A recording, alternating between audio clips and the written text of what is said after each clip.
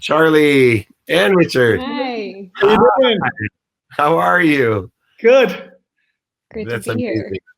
here. What a perfect entry. Are you guys in the same house? We are. We're in We the are same house in different rooms. probably 40 feet apart. That's awesome. Well, happy Passover to both of you. Thank And you. thank you for joining me.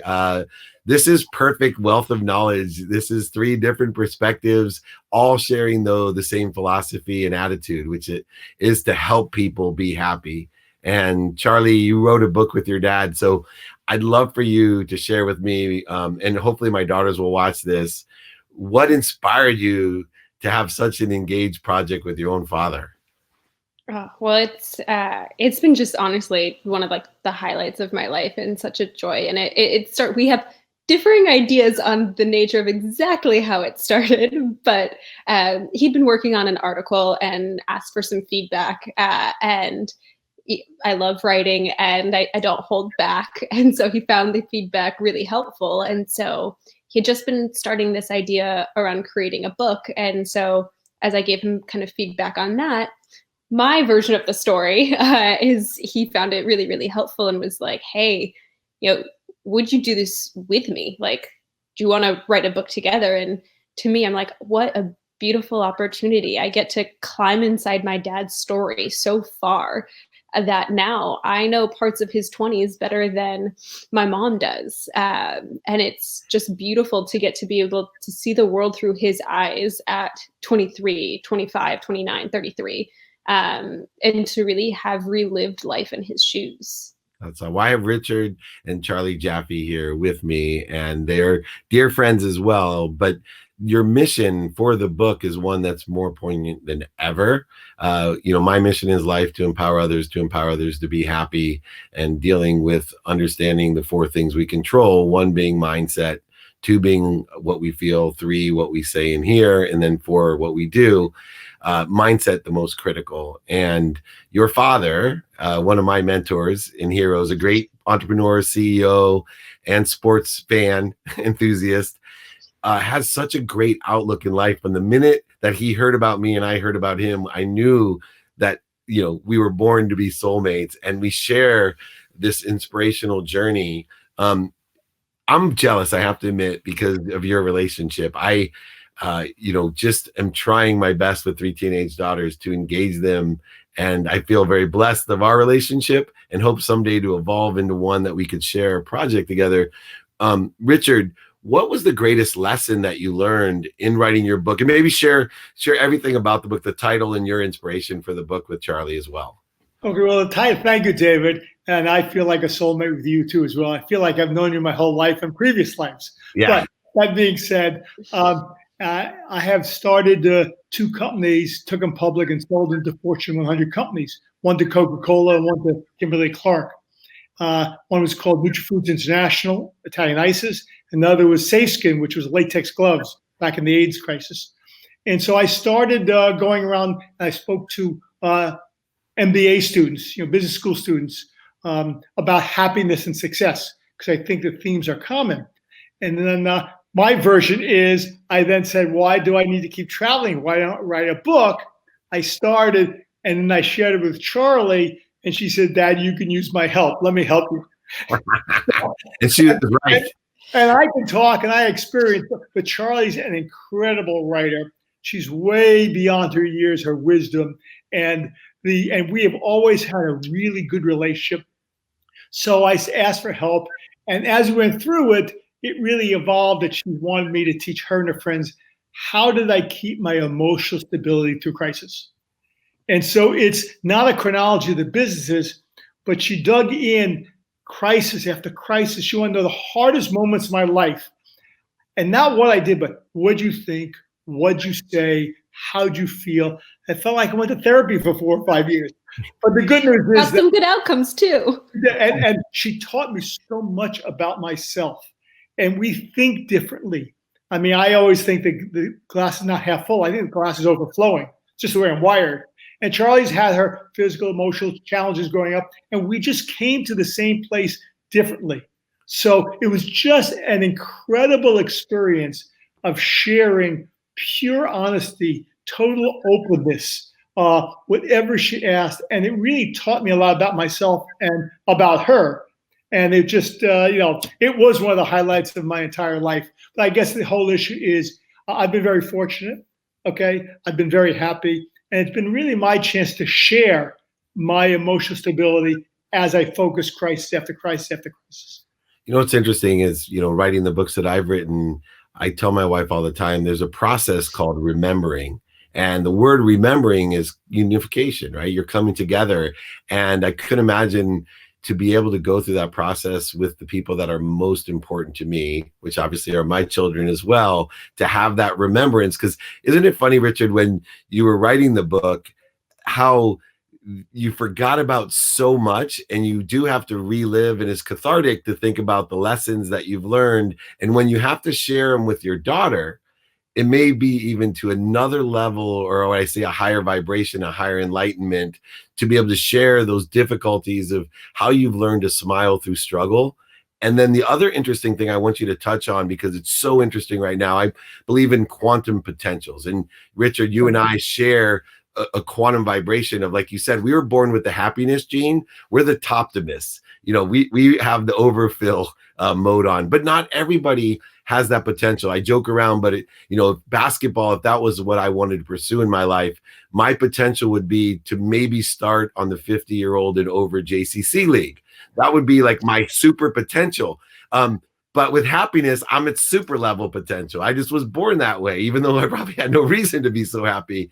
What was it like knowing, and here's your own daughter, that you do have quantum differences in your happiness genetics? And here you're dealing with how to be happy through crisis, something that's so critical today for everyone. What was that from each of your perspectives? Maybe I'll start with you, Charly. Did you even realize that you had a quantum difference in your perspective of happiness? Oh, I mean, I didn't see it so much as I had a difference, as my dad is just on a different universe than most people. Me. But I will say he wasn't happy the entire time. And so it's interesting because I think the way his memory works is very much rose-colored glasses, and he drops whatever doesn't really serve him. But when we look at how do you teach, that's not helpful. And so one of the really big processes that we had was me taking him through, and he would try and sort of skip over the hard part. And then we'd really dig into it, because that's the rich part. Just telling us the positive things as an internal experience that's great for happiness. But if we're looking to teach people how to get through hard times, we have to be able to look at those hardest points and see what the reactions were.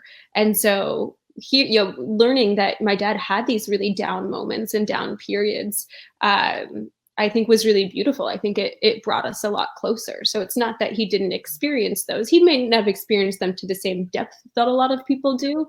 But being able to see his reactions was really interesting, and being able to educate him as well from the other perspective. Because I think when we had our book launch and people talked about, what did you learn or what did you gain? A lot of the big feedback that my dad had gotten was his empathy had increased significantly. And I think a lot of that came from that work of learning how to show people through those dark moments.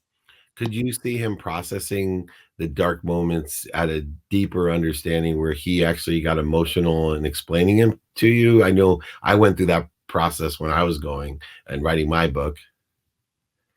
Yeah, absolutely. And he would sometimes have, not, I wouldn't say resistance, because he was so game. That was the fun part, is we were both open books. We were down to go wherever, but it definitely, there are moments where I had to kind of pull in and invite him further and further. It wasn't natural for him to go there, but to see how that changed him and to see how that changed our relationship has been so incredibly beautiful. And Richard, I know Charly and all of our children have challenges, and we'd like to, allow ourselves to take them through those without letting them experience the struggle and the ability to smile through struggle. Was it difficult for you with the similarities or synergistic challenges to see, here's the person I'm so close to, I really want her to get this? Was there any challenge in wanting to, have her just take on the lesson and learn it without experiencing it? Or was there any type of disconnect explaining compared to living? Yeah, no, firstly, I'd like to say that, firstly, I used to think I had a happy life till I read my own book. I mean, and as Charlie is, right, is as I go through things, I sort of accept things I can't change, and I keep the positive going forward. So the experience of talking to Charlie was just so incredible. I learned so much about myself. And I don't know why, like you, David, sometimes we don't know why we do things. Maybe we're just wired that way. But she dug down deep, and I learned so much, and she helped me to open up and to share. And it was just a really beautiful experience. I didn't resist. Okay. In fact, I didn't remember, I remember instances, but as she dug back 40 and 30 years, it would then bring me back that time. And I became a lot more emotional. I became a lot more in touch with what I actually went through.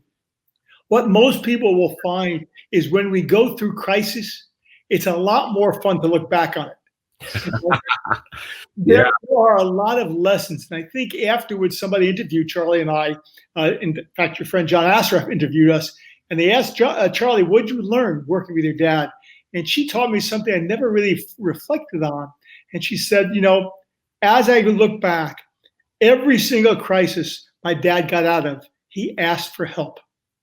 And me and my friends all think that asking for help is a weakness. We have to show it.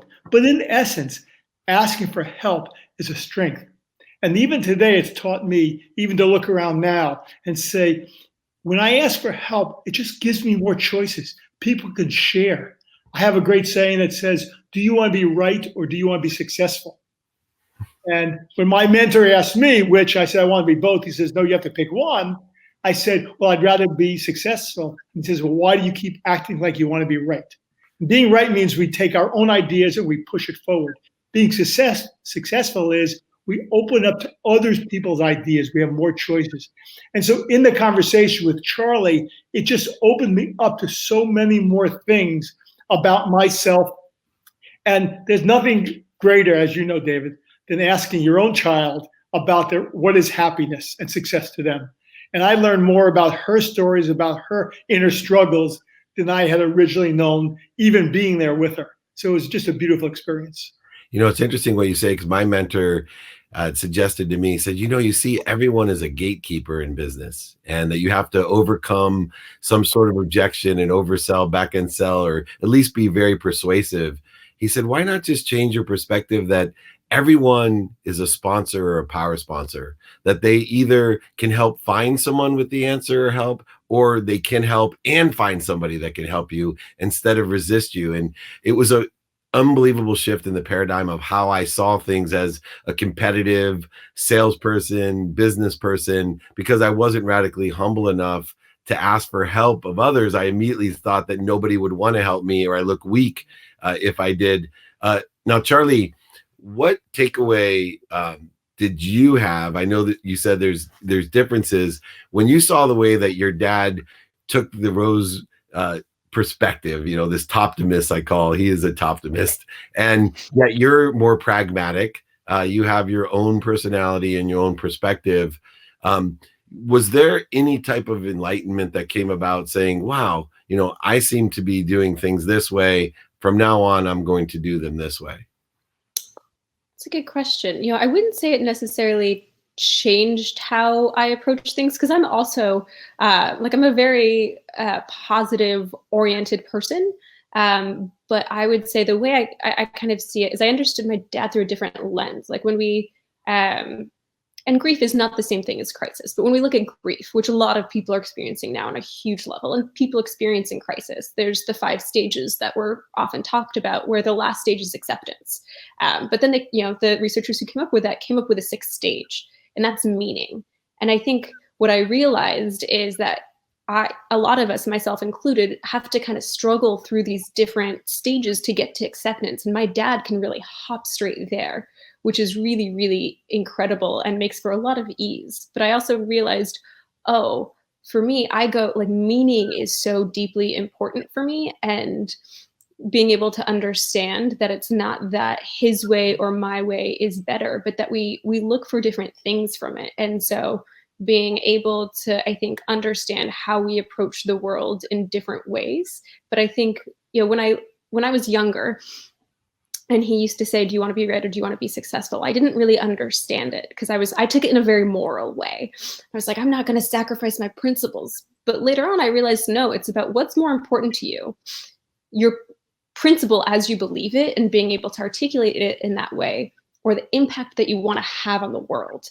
So I see success as impact and right as principle. And so a lot of these nuances that came through, I think, were really the biggest things that I took away from it, and realizing that being positive and being an optimist doesn't actually mean that you have to feel happy and rosy all the time, that there's so much to be had from meaning. So I actually felt even more powerful in the way I approach the world, but that there was more nuance and more richness and depth to it, I guess I would say. Wow, you are an old soul, and I'm blessed to know your mom, because you're just like your mom. There's great wisdom. Well, David, when she was younger, I used to say to her, if you do not like the way you feel, change the way you think, because you control our thoughts. And that didn't go over very well with a 10-year-old. Okay, by no. No. It's funny because my favorite saying, and success to me is kindness, is everyone has always said, right, I'd rather be kind than right.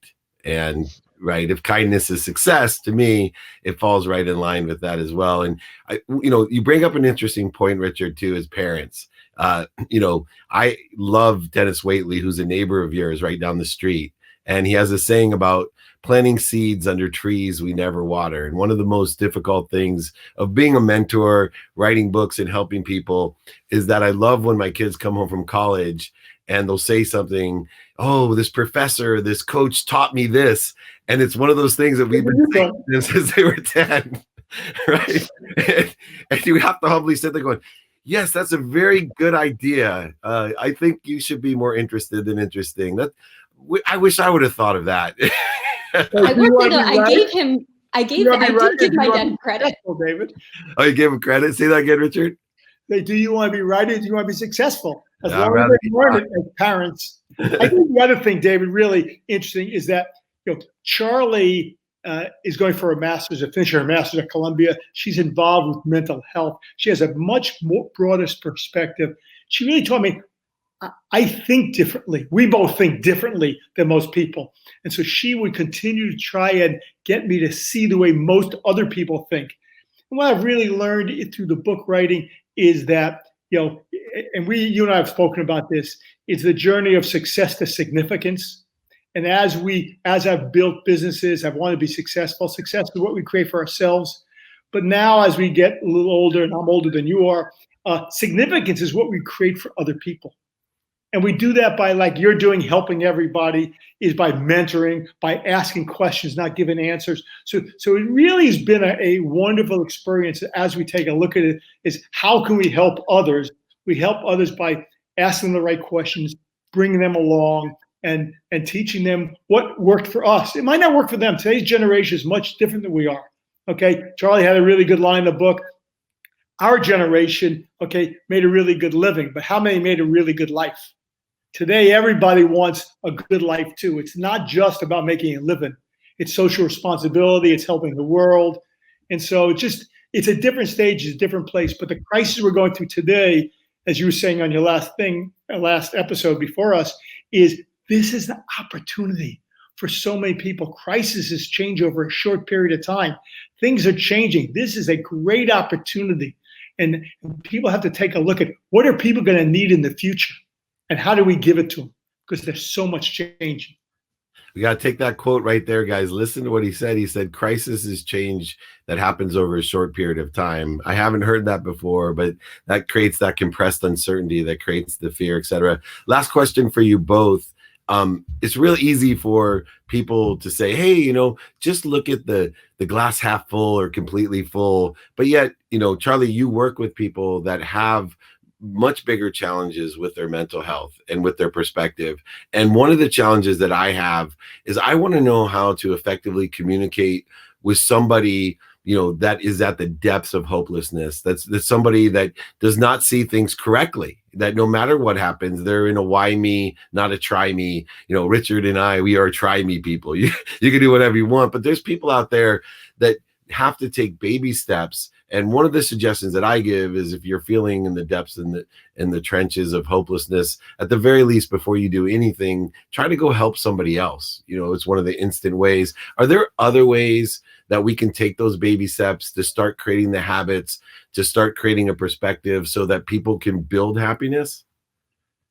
Absolutely. So I think, one line that comes up with me again and again with people that I work with, and I work with people who are suicidal. So that's, when you talk about the low at the extreme of it. And one of the things I like to say is, like, what you're feeling is a part of you does need to die. You're correct. That doesn't mean that you as a person need to die. And so when we're in the depths of that, and if we're feeling that level of overwhelm, being able to stop and look at, like, what part of me needs to go. One other mindset that I think is also really interesting and helpful is, resilience is all the rage these days, and it's so important, but it can almost make it seem like fragility or brokenness is that there's something wrong with you. But there's also a really important difference between resilience and post-traumatic growth. And post-traumatic growth is incredibly powerful and potent, and it only happens when your worldview is shattered, where you are broken. You're not bouncing back, you're rising from the ashes. And there are so many stories where the phoenix that comes up from those ashes is the most incredible thing you've ever seen and experienced, and it wouldn't have happened if it wasn't for that breaking. So I think also reframing and giving permission for things to break, and not seeing that as a failure, but seeing that as a place for an opportunity for a new beginning. I love that. And I think That's beautiful, Charlie. That's really beautiful. I think also, David, is when somebody, and I don't have the same perspective as Charlie, but when someone is, whether it's in business, going back or whatever, is they lose hope. Okay. And so the real issue is, how can we be grateful for what we do have instead of what we don't have? And baby steps. There's always somebody with less. There's always somebody with worse. Okay. I'm not talking about suicidal people, but as people are going to face in this desperate situation with the coronavirus, they're going to be out of money, all sorts of things. How do you take a baby step? How do you be grateful for what you have? How do you just give yourself hope, one step at a time? How do you stay in the present? Fear is always in the future. Fear is about what might happen. So how do we keep our minds in the present and be grateful for what we have today? And one note on hope, it's actually the only positive emotion that requires negativity or uncertainty in order to exist. So one of the great first steps in creating hope, if there is none, is recalibrating expectations. Wow. This is what I thought was going to be reality, accepting that that's not there, finding a goal that's doable is a great way to start. And that means accepting things, David, we can't change. First step, accept the things we can't change. And then only focus on those we can, and try and get little bits of improvement one by one, step by step. Well, it's great Jaffe wisdom. The only hole in my heart right now is that I cannot see you both. I love our time together. I even told my wife, I said, this guy, Richard Jaffe, he doesn't let anybody ever pick up a check. I won't be surprised if he's the one that genetically engineered this, so I can't get together to pick up the next bill. But we'll see. I still owe you, buddy. I appreciate you're on for dinner. Your book would be a great book for anyone to pick up right now in time of crisis. Please pick it up. They can get it on Amazon. They'll ship it right to your door. Please keep in touch. It's called Turning Crisis into Success, and it's available on Kindle, audiobooks, Amazon. And Charlie's a great writer. It reads like a mystery. It's successful despite Richard. You can tell, Charlie, we know this book is incredible, and you have to check it out. It cannot be more relevant than any other book I've heard of. So thank you both for joining me. David, if anybody has questions for us on our website, crisisintosuccess.com, they can just contact her, and we'll email them back whatever kind of questions they have. You guys are awesome. I miss you. So I much, love David. you. Thank you. Can't wait to see you. Please, everybody, be safe and healthy. Absolutely. Thank you so much. What a treat. Today's been incredible.